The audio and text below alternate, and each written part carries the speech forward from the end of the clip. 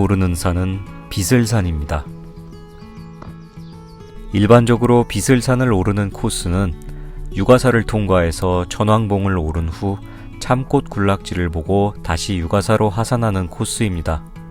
저는 조금 더 크게 돌아서 수도암과 도통바위를 지나 비슬산의 정상인 천왕봉에 올라 1박을 한 후 다음날 아침 일찍 참꽃 군락지를 보고 하산하려고 합니다. 유가사에서 천왕봉까지는 3시간 정도 소요됩니다. 유가사는 삼국유사를 쓰신 일현 스님이 계셨던 곳으로도 유명합니다. 흔히 전해지는 이야기로는 산 정상의 바위 모양이 신선이 거문고를 타는 모양 같다고 해서 비파비에 큰 거문고 슬을 써서 비슬산이다 라고 말하지만 이는 설득력이 부족하다고 생각합니다. 원래 이 지역에서 부르던 이름은 부처의 산이라는 뜻을 가진 불산이었습니다. 신라시대 때 인도 스님들이 와서 버머 발음으로 비슬이라고 했는데 이것을 중국식 발음으로 하면 포산이 됩니다. 그래서 지금도 비슬산이 있는 달성군에는 포산 초, 중, 고등학교가 있고 포산이라는 지명이 많이 쓰입니다. 비슬에 쓰인 비파와 거문고라는 뜻은 나중에 한자로 쓰다 보니 비파비와 큰 거문고 슬을 가져다 쓰게 된 것이 아닌가 추정됩니다. 그래서 옛 기록에는 포산이라고 쓰기도 하고 비슬산이라고 쓰기도 합니다. 비슬산에는 반딧불이 전기차를 타고 참꽃 군락지만 보고 오는 코스가 있어서 산을 쉽게 생각하기도 하지만 사실 비슬산은 산세가 꽤 험한 산입니다. 앞비종주라고 해서 앞산과 비슬산을 연계해서 많이 다니죠. 이제 도통바위로 가는 길입니다. 도통바위에 대해서는 삼국유사에 나옵니다. 도성이라는 승려와 광기라는 승려가 서로 왕래를 했고 도성이 바위 위에서 좌선하다가 성도하여 행방을 감추었는데 그 바위가 바로 도통바위입니다. 그래서 이 바위 아래쪽에 지은 암자가 도성암이 된 것이죠.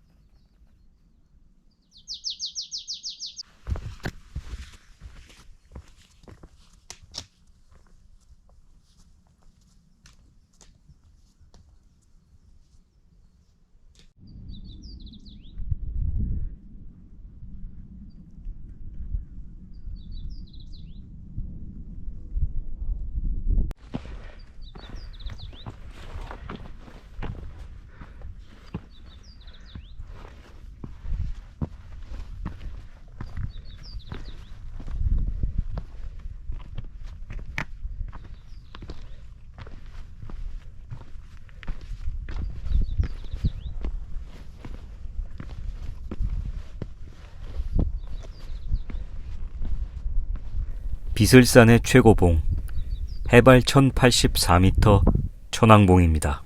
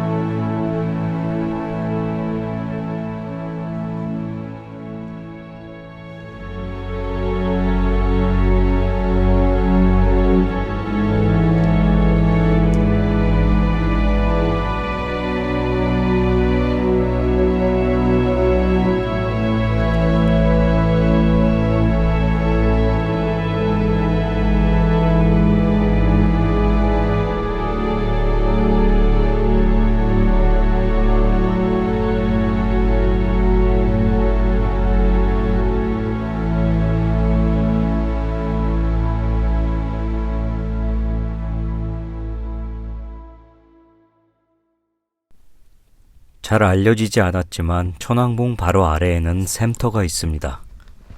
옛 지도에는 천왕샘이 있는 것으로 나오지만 오래전에 유실됐죠. 하지만 대구 지역의 산악회에서 2년 전에 이 샘터를 복구했습니다. 천왕봉에서 다시 왔던 길로 5분 정도 내려가면 소나무가 보입니다. 그 옆으로 흐리게 길이 나 있습니다.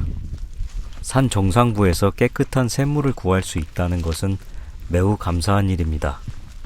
일반 등산에서도 그렇지만 장거리 종주산행에서는 더욱 그렇죠. 찾지 못하는 분들을 위해서 GPS 좌표와 카카오맵에 W3W 코드를 올려놓겠습니다. 응급 상황에서 분명히 생명수가 될 겁니다.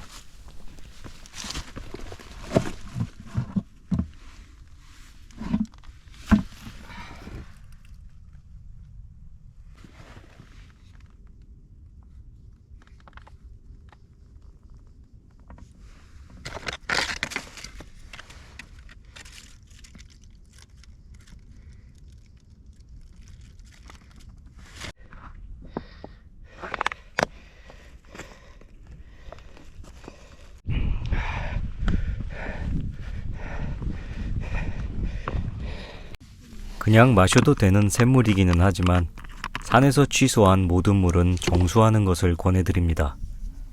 산에서 정수하는 여러 가지 자세한 방법에 대해서는 예전에 유튜브 영상을 올린 적이 있으니 참고하셔도 괜찮습니다.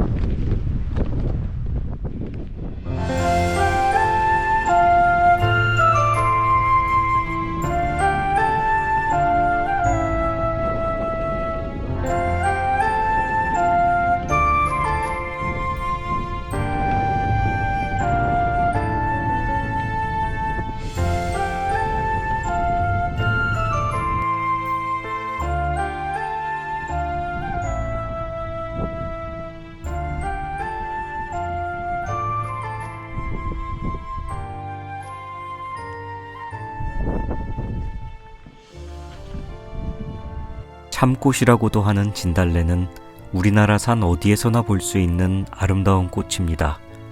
하지만 천고지의 척박한 땅을 뒤덮은 비슬산의 특별한 진달래는 어디서도 볼 수 없습니다.